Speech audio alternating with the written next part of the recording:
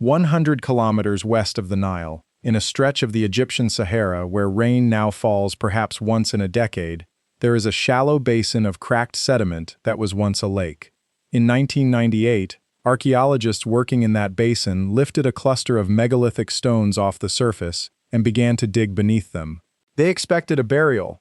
Roughly 3 meters down, under lake sediment that had lain undisturbed since long before the first dynasty of Egypt, the trench reached something no one had predicted. The living rock itself had been shaped. A great knob of sandstone, still rooted in the ground, had been worked smooth along its sides by human hands, and resting in the sediment above it sat a second stone, longer than a man is tall, carved into a deliberate form and then covered over. It had been buried on purpose, and a monument had been raised on the surface directly above it, as if to say, "Here, under this spot, something is kept." Whoever did this lived thousands of years before the first pharaoh was crowned. The people of this dead lake raised the oldest astronomically aligned stone circle known anywhere on Earth, and when their world dried up, they covered what mattered most, walked east toward the river, and disappeared into the origins of the civilization we call Egypt. The Egyptians themselves never forgot them. Their king lists name rulers who reigned before the first dynasty.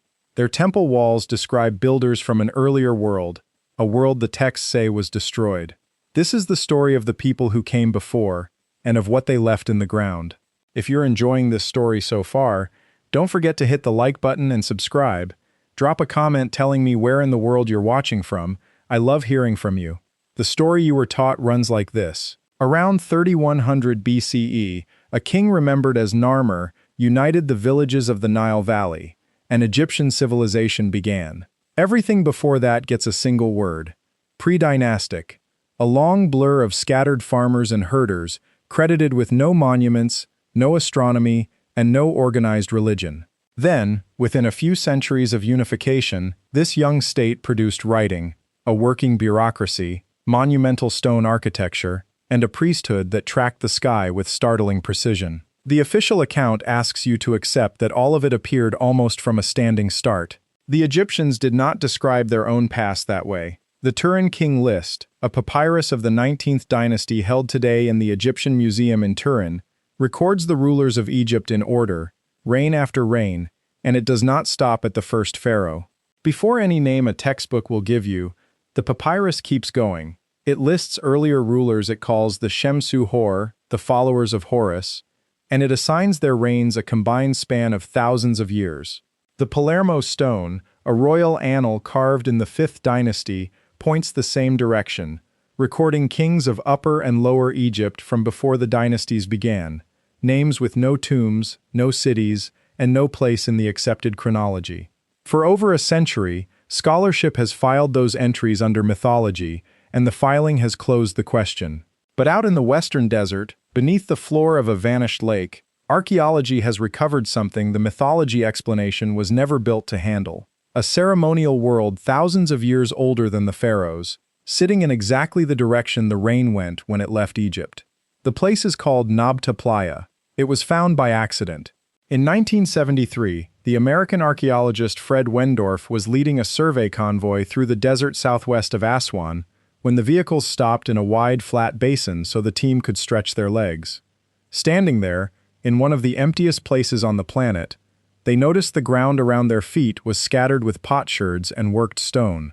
The basin turned out to be a playa, the bed of a seasonal lake, and over the next 3 decades, Wendorf and the Polish prehistorian Romuald Schild returned again and again with the combined prehistoric expedition to excavate it. What they reconstructed is now published across peer-reviewed volumes and disputed by almost no one.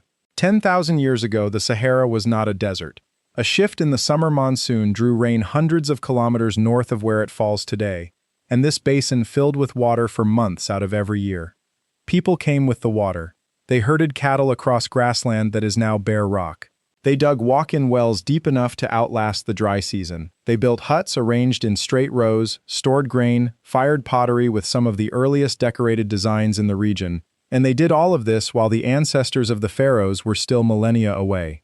The occupation was not a brief experiment. Radiocarbon dates run across thousands of years of returning seasons, families coming back to the same shoreline generation after generation as the lake filled and emptied, long enough for the basin to grow from a watering camp into the fixed ceremonial ground of a whole scattered people. When the herds spread across the summer grass, the stones stayed put, and every year the water brought everyone back to them.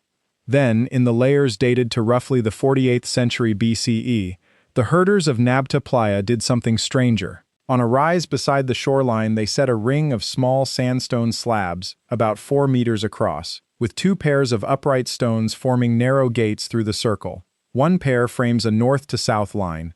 The other frames the point on the horizon where the sun rises on the summer solstice, the day that announced the coming of the monsoon and the return of the water. That little ring, often called the calendar circle, is older than Stonehenge by more than 1,000 years. By the excavators' dating, it is the oldest known astronomically aligned stone arrangement on Earth, and it was built by people who officially were not supposed to be building anything at all. The circle was only the beginning, because the playa around it turned out to be covered in constructions. Wendorf and Schild mapped roughly 30 megalithic arrangements across the basin, including long lines of quarried stones, some weighing tons apiece, dragged into place and set upright in sequences that radiate outward across the old lake bed from a common area, like spokes pushed through the sediment toward chosen points on the horizon. Quarrying, hauling, and erecting stones on that scale takes coordinated labor, shared planning across generations, and a reason. Herding families do not casually move multi-ton blocks. Something organized was happening beside that lake, and its center of gravity was the cluster the excavators labeled Complex Structure A. On the surface, it looked like the other tumuli, a rough oval of large stones. Underneath, it was nothing like them. Opening it took the team several field seasons through the late 1990s, trenching by hand through meters of compacted playa clay that had set almost like concrete, and the deeper they went, the clearer it became that the fill had never been touched since the builders put it back. As the team dug down through undisturbed playa sediment, they found that the builders had excavated a deep pit long before them, all the way down to solid rock, and had discovered there a natural table of sandstone rising from the floor of the pit. They did not leave it natural. The sides of that buried table rock were shaped and smoothed. Then, above it, they placed the carved stone, a worked block longer than a man is tall, shaped with clear intent, and they filled the pit back in, entombing the sculpture between the shaped rock below and the monument they raised at the surface. Every part of that sequence was deliberate: the digging, the shaping, the placing, the covering, the marking. The excavators themselves debated what the sculpture depicts. Some on the team saw the form of a cow, and the block picked up the nickname the cow stone. Wendorf was careful in print and would not commit to a reading. But the reading of the image matters less than the act itself. These people cut a figure from stone and then took it out of the world. They gave it to the ground and built something on the surface so the place would never be forgotten. Here is where the interpretation begins, and I will mark it as such. A buried image with a surface marker is the grammar of a shrine, and possibly of a grave for something that was never a body. The theory goes that complex structure A was the anchor of the whole ceremonial basin, the fixed point the stone lines radiate from, the thing the circle on the rise kept time for. If that reading holds, then the oldest astronomical monument on Earth was built to stand watch over an object its makers chose to hide. The sky above the playa carried the same signature of intent. In 1998, the astronomer J. McKim Malville, together with Wendorf, Schild, and their colleagues, published an analysis of the megalith alignments in the journal Nature. The solstice gate in the calendar circle is not in serious dispute, and the paper argued further that several of the long stone lines point toward the rising positions of bright stars on the northern and eastern horizon as they stood in the 5th millennium BCE, positions that drift over centuries as the Earth's axis slowly swings. The stellar identifications remain argued among specialists, and I will not pretend otherwise, but the conservative core survives every challenge. The people of Nabta Playa watched the sky closely enough to fix the solstice in stone, and they tied that knowledge to the water their lives depended on. Stand inside the little circle at dawn in late June, and the sun still climbs out of the gate the builders left for it, close enough after 7,000 years that the alignment has survived every resurvey since. If you're hooked on this story, make sure to subscribe and turn on notifications so you never miss an upload. Your support means everything, and helps me bring you more emotional stories like this one. There is one more find that belongs beside the buried sculpture. Under another of the tumuli, in a chamber dug into the ground, lined with clay and roofed over, the excavators found the complete articulated skeleton of a young cow, interred whole around 5400 BCE, with the care other cultures reserved for chiefs. Cattle were not merely food at Nabta Playa, they were sacred, buried like kings beside a lake that told time by the sun. Now follow what happened when the water left, because this is where the lost race walks out of prehistory and into Egypt. Around the middle of the 4th millennium BCE, the monsoon began sliding south again. The grassland thinned, the lake failed more summers than it filled, and by roughly 3400 BCE, the basin was finished as a place where people could live. The herders did not evaporate with their lake. The only refuge within reach was the green corridor of the Nile, and the archaeology of the valley shows exactly what you would expect if hardened desert pastoralists arrived in numbers. A sudden quickening in Upper Egypt, the rise of the Nabta culture, growing social ranking, cattle imagery spreading through the iconography, and within a few centuries, kings.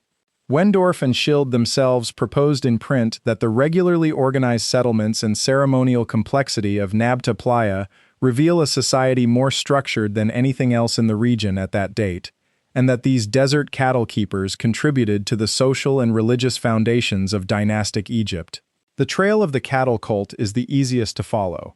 The animal buried like a chief beside the dead lake has an unmistakable descendant in Hathor, the great cow goddess of dynastic Egypt, worshipped for 3,000 years, and in the sky religion that put the sun at the center of royal power. None of that is a fringe position. It sits in the excavation reports and in mainstream syntheses of Egyptian origins. Which brings us back to the hieroglyphs, because if refugees from the drying Sahara really did seed the rise of Egypt, then Egypt's memory of rulers before the first dynasty stops looking like pure invention and starts looking like a family remembering its own grandparents. Read the sources again with that possibility in mind. The Turin king list gives the Shemsu Hor thousands of years of rule before Narmer, which is absurd as literal royal chronology, and entirely natural as the remembered depth of an ancestral age, the long time before, compressed into a list. The Palermo stone preserves names of kings from that earlier horizon as sober annal entries, not hymns. And then there are the Edfu building texts, inscribed on the walls of the Temple of Horus at Edfu and translated by the Egyptologist Yves Raymond in 1969. Those inscriptions describe the origins of the temple itself, and they insist that the first sacred places of Egypt were founded in a remote age the texts call the time of the primeval ones, by beings the walls describe as builders and sages who came from elsewhere after their own homeland was destroyed. Raymond noted that the Edfu account reads in places like building specification rather than hymn, and she described the texts as preserving the memory of an earlier sacred world that had perished. The Edfu account even gives the founders a shape. It speaks of sages, 7 of them in the fullest passages, who raised the first mound out of the waters and fixed the plan of every temple that would ever follow, so that each sanctuary in Egypt was understood as a copy of an original built by hands older than the kingdom. Mark the seam carefully here, because this is the boundary between record and reading. The Edfu texts are real, the translation is published, and the destroyed homeland of the primeval ones is genuinely what the walls say. What the walls do not say is where that homeland was. The identification I am about to offer is theory, not fact.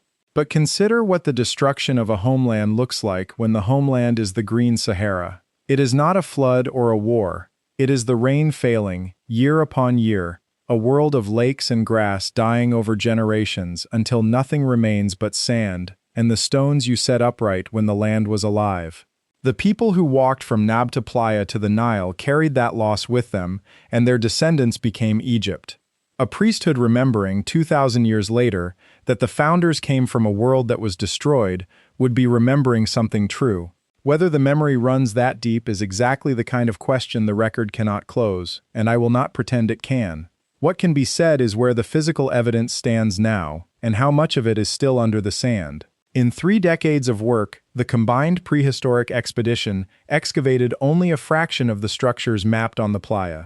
Most of the 30 megalithic complexes have never been opened. Whether other shaped rock tables and other buried sculptures wait beneath them is simply unknown, because no trench has reached them. A few kilometers away at Gebel Ramla, later excavations uncovered Neolithic cemeteries of the same broad culture. Graves furnished with jewelry, cosmetics, and ornaments of surprising refinement, another sliver of the drowned-by-sand world coming up piece by piece.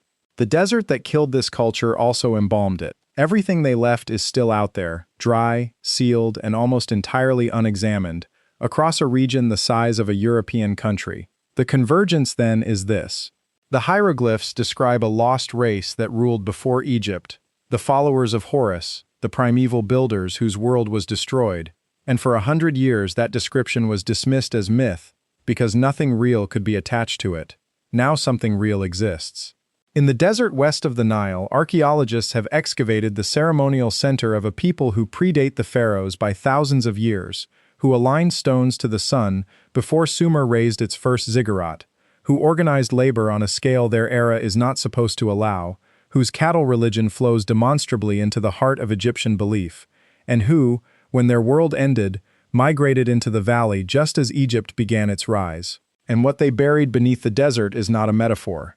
In the one great structure that has been fully opened, it is a carved stone image, interred above shaped stone, sealed under sediment, and marked on the surface so the spot would hold. That is what the vault gave up on the first serious attempt. The rest of the basin has not been asked, so the door stays open, in 3 places. The sculpture from complex structure A has never been conclusively read, and the debate over what its makers meant by it has simply gone quiet, not been settled. The remaining structures on the playa stand unexcavated, spokes of stone pointing at a sky that has drifted for 6,000 years, keeping whatever they keep. The team opened trenches at the edges of neighboring complexes before the project wound down, enough to suggest the same buried architecture repeats across the basin, and far too little to say what any of it covers. And the connection between the herders of the Green Sahara and the primeval builders remembered at Edfu remains a theory, plausible, unproven, and unlikely to be tested until far more of the western desert is dug. Before we close, one thing should be said plainly. This is a channel about the questions the ancient world has not fully answered. Some of what you have heard tonight is solid and documented: the basin, the circle, the buried stone, the king lists, the temple texts. Some of it is theory, and I have told you where. The point is not to hand you a verdict. It is to show you what is actually out there under the sand and let you decide what you think it means. Somewhere in that basin tonight, under a sky the builders would still recognize, the stones they raised are standing exactly where they were left, above ground they chose, for reasons no one living knows, to fill back in. Thank you so much for watching until the end. If you loved this story, check out the other videos on your screen now. I think you'll really enjoy them. And don't forget to subscribe if you haven't already. See you in the next story.